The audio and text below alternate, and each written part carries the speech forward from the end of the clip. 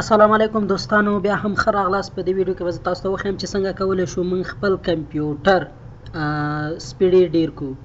نو د دې لپاره چې موږ د خپل کمپیوټر سپیډ ډیر کو، یو درې اسانه طریقې دي، زه به تاسو ته وښایم. نو ری به شئ تاسو دلته وینډوز بټن او آر به کېکاږئ، یعنې رن کمانډ ته به راشئ او دلته به ولیکئ چې ریسنټ.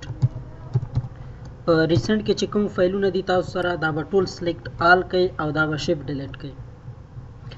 اوس دا چې ډیلیټ شو ری به شي، بیا به وینډوز آر کېکاږئ او دلته به ولیکئ چې ټیمپ. په ټمپرري فولډر ده، دلته دا به هم سلیکټ آل کوئ او شفټ ډیلیټ به کوئ. دوستانو دلته ځینې فایلونه دي، دا به اګنور یا سکیپ کوئ. اوس بیا به راشئ رن کمانډ ته او په رن کمانډ کې به د فیصد علامې په منځ کې به ټیمپ ولیکئ او دا به هم سلیکټ آل کوي او شفټ ډیلیټ به په دې هم کېکاږئ. دې کې هم ځینې فایلونه دي، هغه به تاسو سکیپ کوئ ځکه چې هغه د رن حالت کې دي، هغه نه ډیلیټ کېږي. نو دوستانو ستاسو کمپیوټر به اوس فسټ شي.